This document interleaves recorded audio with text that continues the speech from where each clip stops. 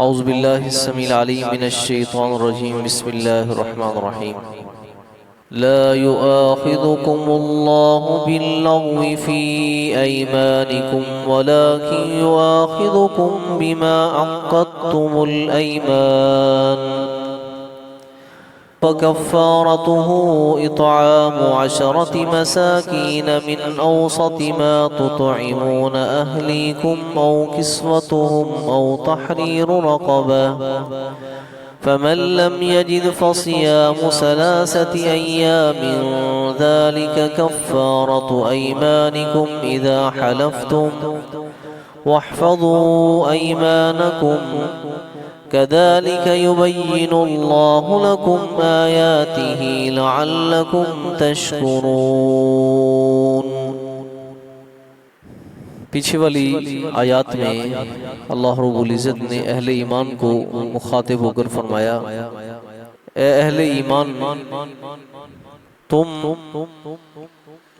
उन पाकीज़ा और अल्लाह की हलाल करदा चीज़ों को अपने ऊपर हराम मत करो और हद से तजावुज़ न करो,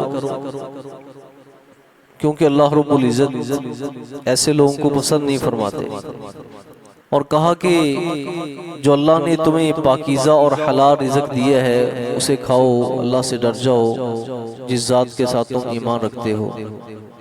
तो इंसान जो चीज़ें अपने आप पे हराम करता है, कल मैंने बताया था कि वो दो वजूहात हैं। एक वजह तो ये है कि इंसान इबादत में, ज़ुहद में, दुनिया से बेरग़बती करते हुए बाज़ चीज़ें अपने आप पे हराम कर लेता है। और बाज़ चीज़ें ऐसी होती हैं कि इंसान कसम खा लेता है कि मैंने ये नहीं खानी।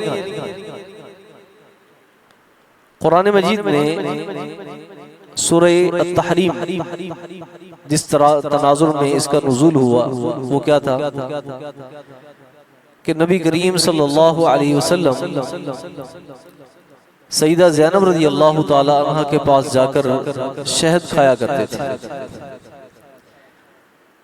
तो ये बात हमारी जो दो माएँ थी ना, सईदा हफ्सा रज़ी अल्लाह ताला अन्हा और सईदा आयशा रज़ी अल्लाह ताला अन्हा, इनको ये बात नापसंद थी कि हुजूर उनके पास जाकर शहद क्यों खाते हैं। तो आपस में प्लानिंग की कि हम आपसे एक बात करेंगे, सेम टू सेम बात करेंगे, जो मैं बात करूंगी ना तुमने भी वही करनी। हज़रत आयशा रज़ियल्लाहु ताला ने कहा सईदा हफ्सा से कि हुजूर आपके मुंह से फलां जो बूटी है ना उसकी स्मेल आती है।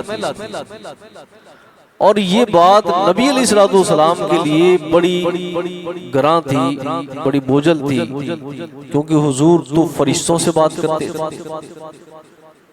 नबी अलैहिस्सलाम इसलिए हर लम्हे मिसवाक किया करते थे। सईदा आयशा रज़ियल्लाहु ताला फरमाती हैं, जब उनसे पूछा गया कि नबी अलैहिस्सलाम घर में दाखिल होकर सबसे पहले काम क्या करते हैं, तो फरमाया कि यस्ताक, आप मिसवाक करते।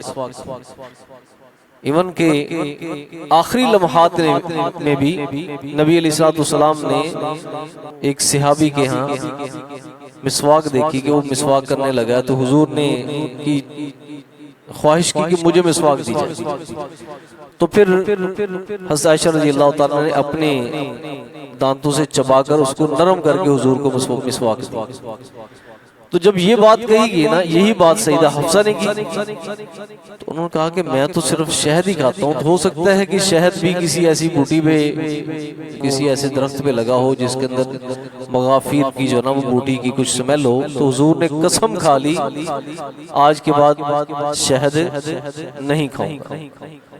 अब शहद अल्लाह की तरफ से एक हलाल करदा चीज है। जब कसम खा ली, अल्लाह रब्बुल इज़्ज़त ने सूरह तहरीम का नुज़ूल फरमाया, या अय्युहन नबी लिमा तुहर्रिमु मा अहल्लल्लाहु लक, आप क्यों हराम करार देते हैं उस चीज को जो अल्लाह ने तुम्हारे लिए हलाल करा दिया। तो इंसान कसम भी खा लेता है बसा होगा। तो अल्लाह रब्बुल इज़्ज़त ने आगे वाली आयत में कसम के बारे में बयान फरमाया और कसम का कफ़ारा बयान। कसम जो होती है ना वो ये तीन किस्म की होती है। एक होती है कसम जिसे लगव कहा जाता है, यमीन लगव। लगव किसे कहते हैं कि इंसान का तकिया कलाम बना होता है, दिल से इरादा नहीं होता, बस ऐसे तकिया कलाम जुबान से हर वक्त कसम से अल्लाह की कसम, कसम बिल्लाह, यानी हर लम्हे इंसान कसम के अल्फाज बोलने का आदी होता है बसा औकात गैर इरादी तौर पे। अल्लाह रब्बुल ने फरमाया कि इस कसम पे कोई कफारा नहीं, कोई पकड़ नहीं, लेकिन ये मुस्तहसन अमल नहीं, अच्छा अमल नहीं बस। दूसरी कसम होती है यमीन गमूस।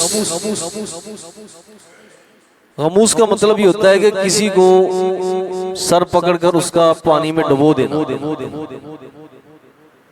तो यमीन गमूस वो होती है वो झूठी कसम, वो झूठी कसम कि अल्लाह को गवाह बना के झूठी कसम जो ना वो उठाई जाए, इसको अकबरुल कबायर करार दिया गया।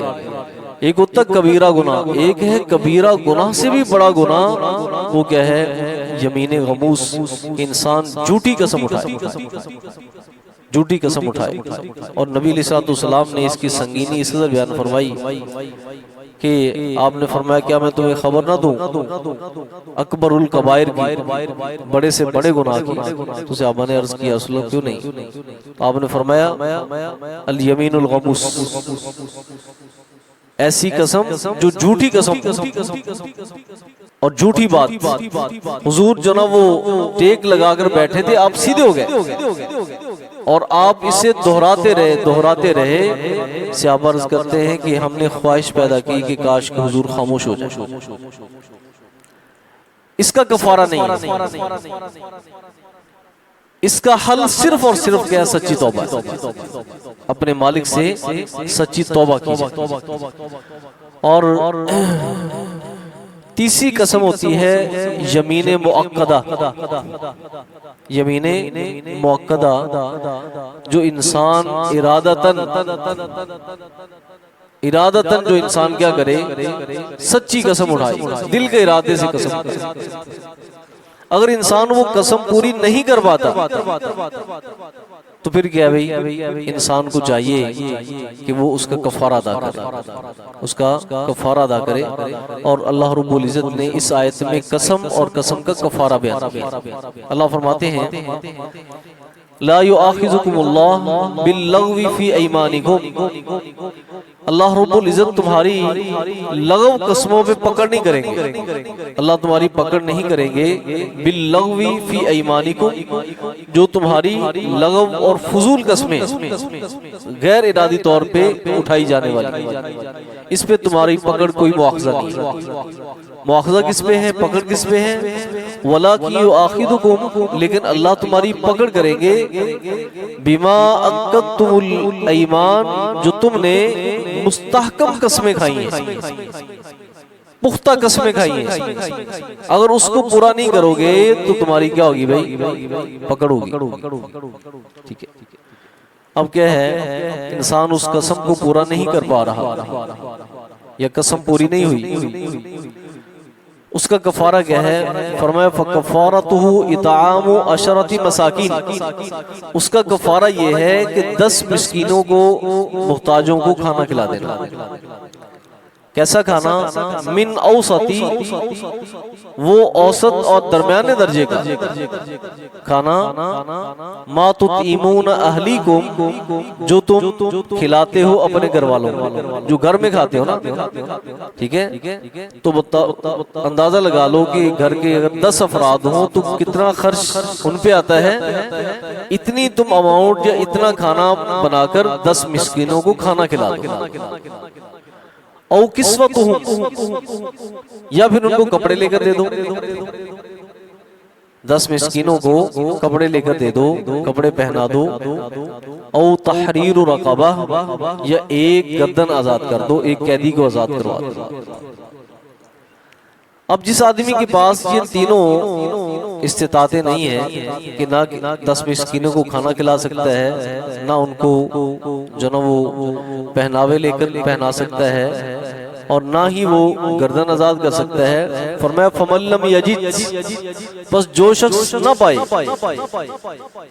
फसियामु सलासति अय्यामिन, फिर इंसान 3 दिन के रोजे रखे।